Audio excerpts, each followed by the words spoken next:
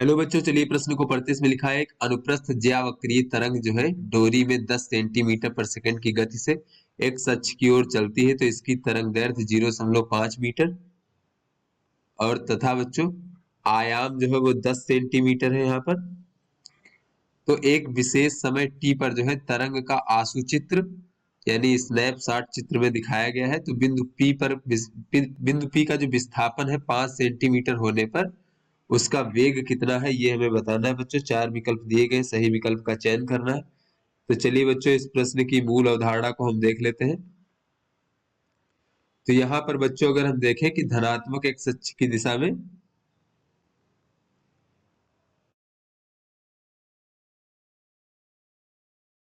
में संचरित जो ज्यावक्रीय तरंग है बच्चों, उसका समीकरण किस प्रकार से होगा? विस्थापन का समीकरण, ज्यावक्रीय तरंग के विस्थापन का समीकरण।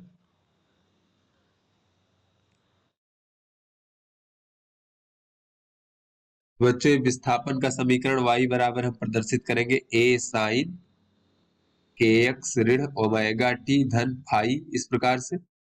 जहां पे फाई क्या है बच्चों? ये हमारा प्रारंभिक कला कोण है या फिर इसे हम कला नियतांक भी कह सकते हैं। और बच्चों ये हमारा के क्या है बच्चों? के हमारा संचरण नियतांक या फिर तरंग स्थिरांक कहते हैं। और के बराबर होता है 2 पाई भागे लेमडा, जहां पे लेमडा क्या है बच्चों? ये हमारा तरंग दैर्ध्य होता है तरंग की। इसी तरीके से ओमेगा बराबर क्या होता है बच्चों? ओमेगा बराबर होता है 2 पाई एन, जहां पर एन क्या है? ये हमारी आवृत्ति है तरंग की। उसके बाद बच्चों ये ए क्या होता है? ए होता है हमारा आयाम, इस प्रकार से। तो यहाँ पर बच्चों अगर हम तरंग की चाल देखें कितनी होती है, तो तरंग की चाल बराबर होता है तरंग की आवृत्ति और गुणे बच्चों तरंग दैर्ध्य, इस प्रकार से। तो चलिए बच्चों अपने प्रश्न को हल करते हैं। तो यहाँ पर देखें तो हमें दिया गया है बच्चों अनुप्रस्थ ज्यावक्रीय तरंग है एक डोरी में जो 10 सेंटीमीटर पर सेकंड की गति से एक्स अक्ष की ओर यानी धनात्मक एक्स अक्ष की ओर चलती है बच्चों। तो यहाँ पर तरंग की चाल दे रखी है 10 सेंटीमीटर बच्चों प्रति सेकंड, 10 सेंटीमीटर प्रति सेकंड। और इसकी तरंग दैर्घ्य 0.5 मीटर है बच्चों। तो इसको हम अगर सेंटीमीटर में देखें तो हो जाएगा 50 सेंटीमीटर। और इसका जो आयाम है, आयाम ए से प्रदर्शित कर लेते हैं बच्चों। तो इसका मान दिया गया है 10 सेंटीमीटर। और बच्चों यहाँ पर कहा जा रहा है कि एक विशेष समय टी पर तरंग का आंसुचित्र यहाँ पर दिखाया गया है बच्चों। तो इसमें जो बिंदु पी है बच्चों, इसका विस्थापन 5 सेंटीमीटर होने पर इस प्रकार से। आयाम क्या होता है बच्चों? अधिकतम विस्थापन होता है। तो अधिकतम विस्थापन 50 सेंटीमीटर है और ये हमारा बिंदु जब इसका विस्थापन 5 सेंटीमीटर है तो उस समय उसका वेग कितना है बच्चों, ये हमें बताना है। तो यहाँ पर बच्चों हम देख लेते हैं इस प्रकार से। अगर हम इसका समीकरण लिखना चाहें बच्चों तरंग का, तो यहाँ से अगर हम इसकी आवृत्ति देखें बच्चों, आवृत्ति कितनी हो जाएगी? तो आवृत्ति को n से प्रदर्शित करते हैं। तो ये हो जाएगा बच्चों यहाँ से आवृत्ति बराबर हो जाएगा तरंग की चाल भागे तरंग दैर्ध्य। तरंग की चाल भागे तरंग दैर्ध्य, तो ये हो जाएगा हमारा बच्चों तरंग की चाल यहाँ पर दे रखी है 10 सेंटीमीटर पर सेकंड और इसकी तरंग दैर्ध्य 50 सेंटीमीटर। तो ये आवृत्ति हो जाएगा 1/5 हर्ट्ज, इस प्रकार से। उसके बाद बच्चों यहाँ पर अगर हम ओमेगा की बात करें तो ओमेगा बराबर हो जाएगा इस प्रकार से 2 पाई एन, यानी कि 2 पाई और गुणे 1/5, यानी कि हम कह सकते हैं 2 पाई बटे 5, इस प्रकार से। तो इस प्रकार से बच्चों अगर हम देखें तो हमारे तरंग का समीकरण हो जाएगा y बराबर ए यानी आयाम, तो ये है 10 सेंटीमीटर और साइन ज्यावक्रीय बच्चों इस प्रकार से के एक्स और ऋण ओमेगा टी, तो ओमेगा कितना है बच्चों 2 पाई/5, तो 2 पाई/5 हो जाएगा इस प्रकार से। और धन प्रारंभिक कला कोण कुछ भी हो सकता है बच्चों, कला नियतांक ये फाई मान लेते हैं इस प्रकार से। तो ये हमारा बच्चों तरंग का समीकरण हो गया इस प्रकार से। तो चलिए बच्चों अब इसको हल करते हैं यहाँ पर। तो यहाँ पर बच्चों अभी जो है इसको ओमेगा ही लिखा रहने देते हैं बच्चों, हल करने के लिए इसको।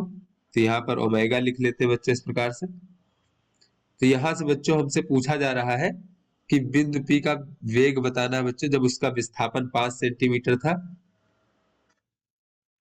तो बच्चों y का मान यहाँ पर 5 सेंटीमीटर है, तो उस समय जो है यहाँ पर P का वेग बताना है इस प्रकार से। तो बच्चों ये P का वेग क्या है, ये बिंदु P का विस्थापन है बच्चों, तो ये हो जाएगा, ये हमारा जो बच्चों विस्थापन का जो समय दर है यही हमारा वेग होता है, हमें पता है बच्चों इस प्रकार से। इस प्रकार से तो इसका जो है अगर हमारा जो बच्चों y का समीकरण है यानी तरंग का ये विस्थापन का समीकरण, इसका हम समय के साथ में अवकलन कर देंगे बच्चों। तो यहाँ पर अगर हम अवकलन करें तो ये 10 हमारा नियतांक है, 10 बाहर आ जाएगा बच्चों। और साइन थीटा का अवकलन होता है कास थीटा, तो ये हो जाएगा कास के एक्स ऋण ओमेगा टी धन फाई। फिर उसके भीतर इस पद का जब अवकलन होगा तो ये हो जाएगा माइनस का ओमेगा, और टी का अवकलन 1 हो जाएगा बच्चों, और फाई ये नियतांक है, और के एक्स इसका अवकलन जो है 0 हो जाएगा समय टी के सापेक्ष। तो इस प्रकार से अगर हम पी का वेग देखें बच्चों तो ये हो जाएगा माइनस का 10 ओमेगा कॉस के एक्स ऋण ओमेगा टी और धन फाई इस प्रकार से। अब बच्चों हम कास के एक्स ऋण ओमेगा टी धन फाई का मान ज्ञात कर लेते हैं। तो यहाँ से अगर हम देखें बच्चों तो ये वाई जो विस्थापन इसका मान 5 सेंटीमीटर यहाँ पर रखते हैं बच्चों, तो ये हो जाएगा 5 बराबर 10 साइन के एक्स ऋण ओमेगा टी धन फाई इस प्रकार से। तो यहाँ से बच्चों साइन के एक्स ऋण ओमेगा टी धन फाई का मान हमें प्राप्त हो गया बच्चों 5/10 यानी कि 1/2। तो यहाँ से बच्चों अगर हम देखें तो साइन 1/2 जो होता है साइन 30 डिग्री का मान होता है बच्चों, यानी कि के एक्स ऋण ओमेगा टी धन फाई का मान जो है ये इतना का मान 30 डिग्री हो जाएगा बच्चों। तो यहाँ पर हम रख सकते हैं बच्चों। तो ये 30 डिग्री कब है, जब ये विस्थापन जो है बच्चों कण का विस्थापन 5 सेंटीमीटर है। तो उसी स्थिति में हमें वेग भी ज्ञात करना है, तो इसका मान जो है हम 30 डिग्री रख देंगे बच्चों। तो ये P का वेग Vp बराबर हो जाएगा माइनस का 10 ओमेगा और cos 30 डिग्री, तो cos 30 डिग्री का मान वर्गमूल 3/2 होता है बच्चों, तो माइनस का 10। अब ओमेगा का मान रख देते हैं बच्चों, तो ओमेगा का मान 2 पाई/5 था, तो ये हो जाएगा गुणे 2 पाई/5 और गुणे cos 30 डिग्री का मान वर्गमूल 3/2 होता है बच्चों इस प्रकार से। तो ये 5 और गुणे 2 हो जाएगा 10, तो 10 से 10 कट जाएगा बच्चों, और ये P का वेग हमें प्राप्त हो जाएगा माइनस का 2 पाई/3 सेंटीमीटर प्रति सेकंड बच्चों इस प्रकार से। तो इसको अगर हम मीटर पर सेकंड परिवर्तित करें बच्चों तो इसको 100 से भाग दे देंगे, तो ये हो जाएगा हमारा माइनस का वर्गमूल 3 पाई और भागे 100 रहेगा, तो 2 से काटने पर बच्चों ये 50 हो जाएगा, तो मीटर प्रति सेकंड इस प्रकार से। तो बच्चों हमने यहाँ पर y का समाकलन किया क्योंकि ये बच्चों अनुप्रस्थ तरंग है, तो तरंग x अक्ष के में संचरित हो रही है बच्चों x अक्ष की दिशा में। तो अनुप्रस्थ तरंग में जो कण होते हैं बच्चों वो तरंग की संचरण की दिशा के लंबवत यानी x अक्ष की दिशा के लंबवत y दिशा में गति करेंगे बच्चों y अक्ष के अनुदिश। तो यहाँ पर बच्चों y अक्ष के अनुदिश जो है यहाँ पर एकांक सदिश j कैप होता है बच्चों। तो यहाँ पर इस प्रकार से इसको हम जे कैप से प्रदर्शित करेंगे बच्चों। अगर इसका हम सदिश रूप लिखें तो हो जाएगा माइनस का वर्गमूल 3 पाई/50 और जे कैप मीटर प्रति सेकंड। तो इस प्रकार से बच्चों अगर हम अपने विकल्पों को देखें तो बच्चों जो हमारा बी विकल्प है ये हमारा सही विकल्प है। तो आशा करते हैं आपको समझ में आ गया होगा। धन्यवाद।